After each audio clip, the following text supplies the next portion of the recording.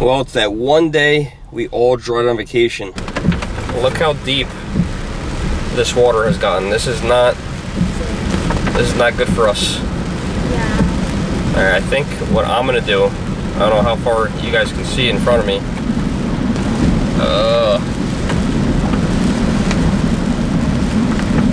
I'm gonna try to stay in this left lane. This is crazy.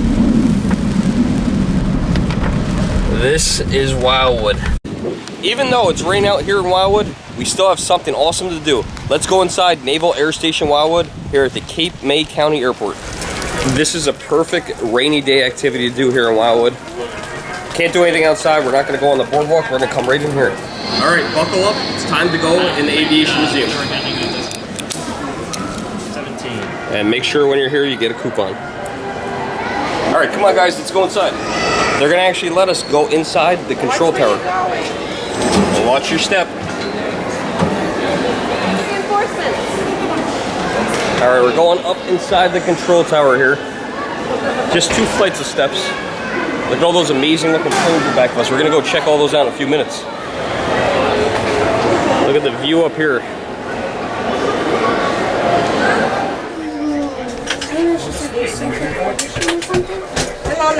Where are you actually? Pretty amazing. So they leave, then you can get Okay. Time to go back down. Check this out over here. You can actually fly an airplane.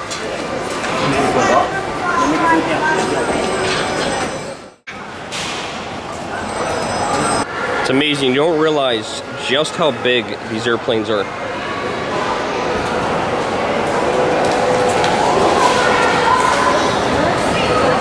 This aircraft right here is a T-28C Trojan. It's a trainer plane from 1949 and can hold up to a crew of 2. Max speed, 283 miles per hour.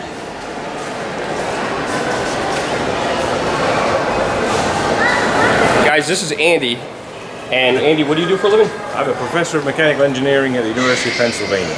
And he's going to tell us all about this engine from, what is it, from Boeing? This is off a Boeing 777, but it's the general type of engine used on modern airliners. This thing's enormous. Okay, so what we normally see in a jet engine is that you're burning fuel in the center portion and it all comes out the back and provides a jet of burned fuel, which is the thrust.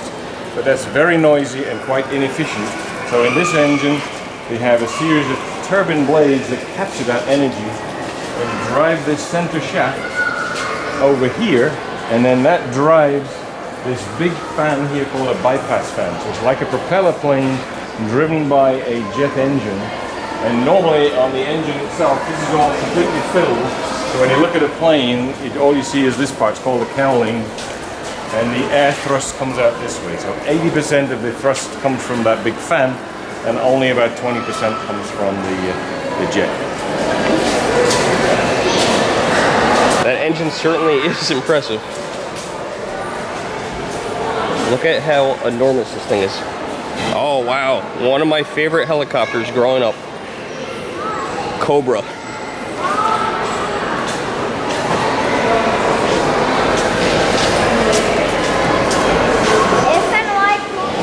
And they actually let you go inside.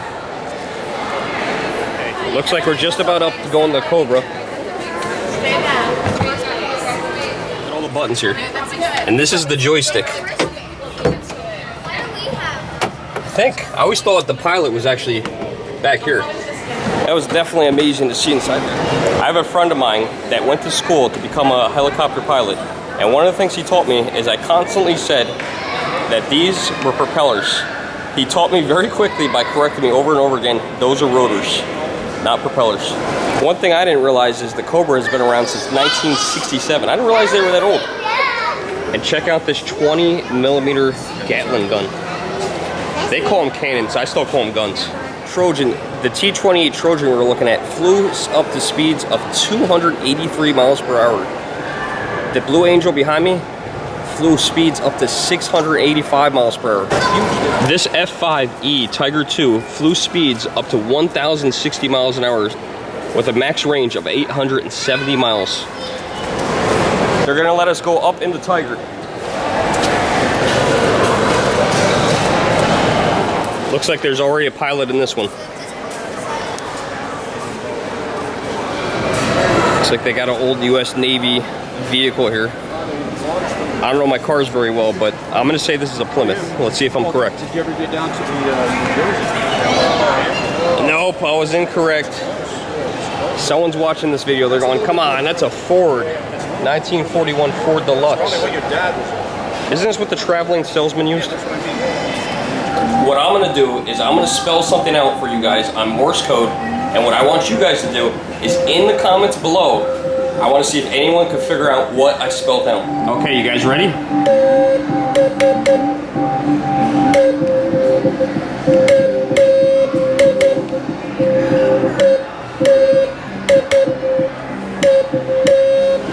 All right, let's see if any of you guys can figure out what that was. Leave a comment below. I think I know what this one is. This is a Huey. Let's see if I'm correct on this being a Huey helicopter. These were very popular during the Vietnam War. Yep, there it is, a UH-1 helicopter, also known as a Huey. And served in Vietnam, I was correct.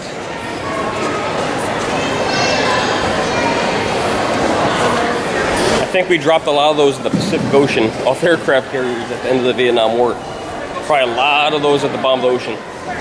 I'm pretty sure that this is the helicopters that they used in the famous TV series MASH. It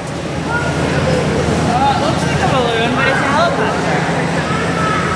Look at this, two-seater, bubble in the front, and this is a Bella.On 13G. But could you imagine flying out here? I'm gonna go with no thanks. A little too scary for me, but I guess if you were in a situation where you had to, you would do it. This isn't just an aircraft museum. They also have a Hummer in here too. Or high mobility, multi-purpose wheeled vehicle, Humvee. This one's known as Eleanor 2.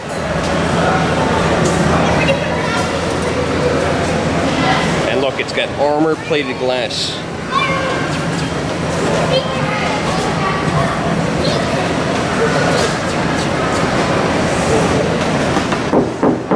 That's just aluminum.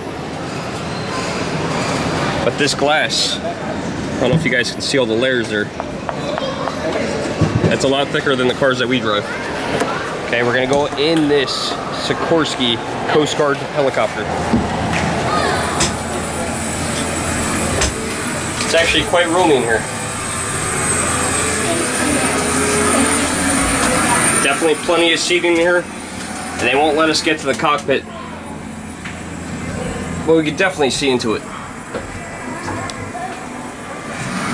It's a little stinky in here. It smells like a combination of dirty gym socks, sweaty armpits, and some garbage.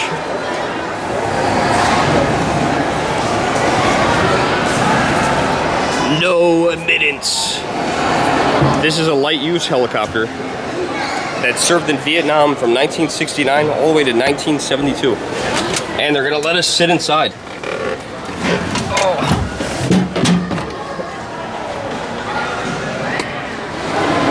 I'm gonna tell you guys, the seats are quite uncomfortable. If you ever slept on one of those mattress sleepers where you take the cushions off, you take the mattresses out, you always feel that one bar going across? That's exactly what I feel on my bottom right now. This one here, definitely close to one of my favorites. F-16 Fighting Falcon. It also had a range of 340 miles. Not something you want to mess with. Pretty intimidating. I'm going to show you guys something really special today. I'm going to show you the Air Force's most top secret aircraft. You have to promise not to tell anybody about this if I show it to you guys. I'm going to show this to you guys if you promise to absolute secrecy. You can't tell anybody. Here it is. I'm just kidding. That's a retired ride from the Boardwalk. This was my favorite plane growing up as a kid. Every 80s kid's favorite movie, Top Gun.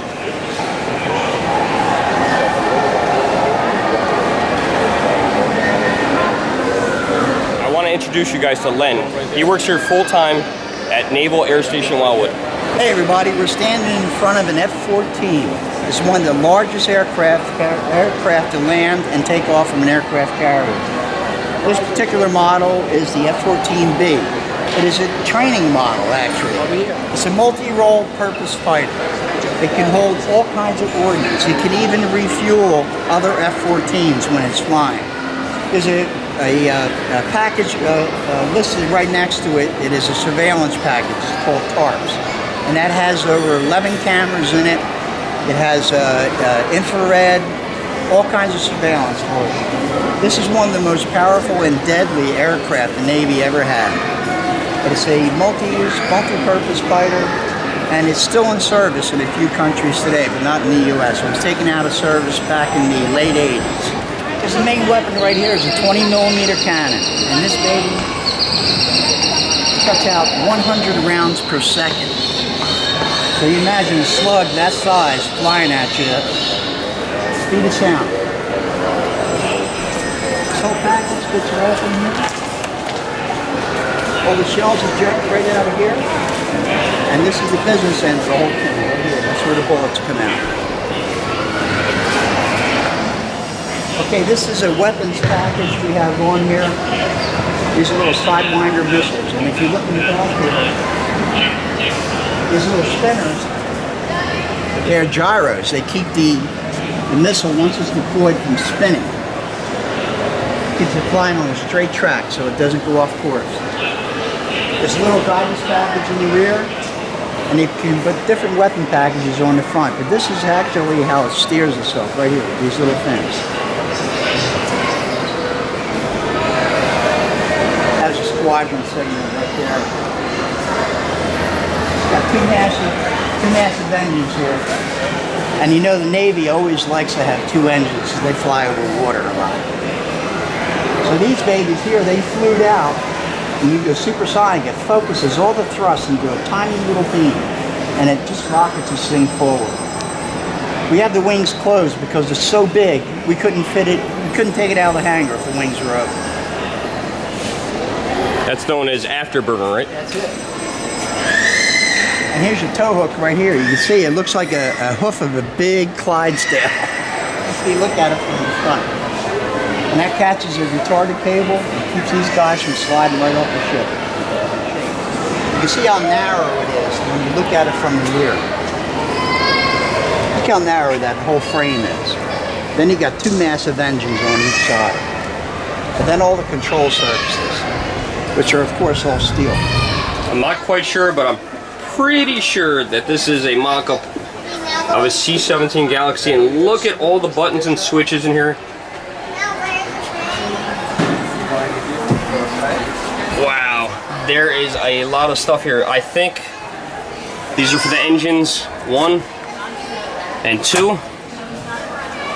And here's the throttle. Let's throttle up.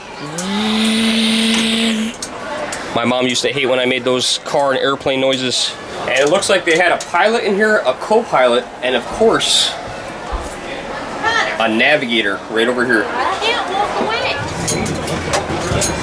This is definitely a little bit more comfortable than the helicopters. Definitely very hot in that one. Lockheed T2V Seastar. Top speed, 58 miles an hour. No, I don't think that's right. I think that's supposed to be 580 miles per hour. All right, let's go sit inside. Oh, these aircraft are definitely getting roomier. I think this is for the ejection seat. Look at all these controls. And I think we're gonna shoot down that F-14. You guys ready? Thank God that doesn't work. There's other people waiting, so let's get out of here.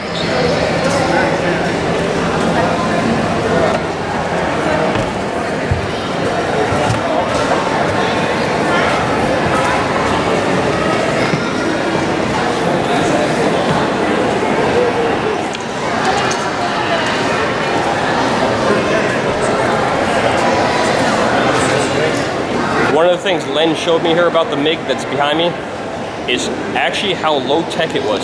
One of the things Len showed me was this right here. This right here told the pilot whether the landing gear was up or down. So right now you see the landing gear is down. So when those went up, this would basically sink down into the wing, telling the pilot that the landing gear was retracted.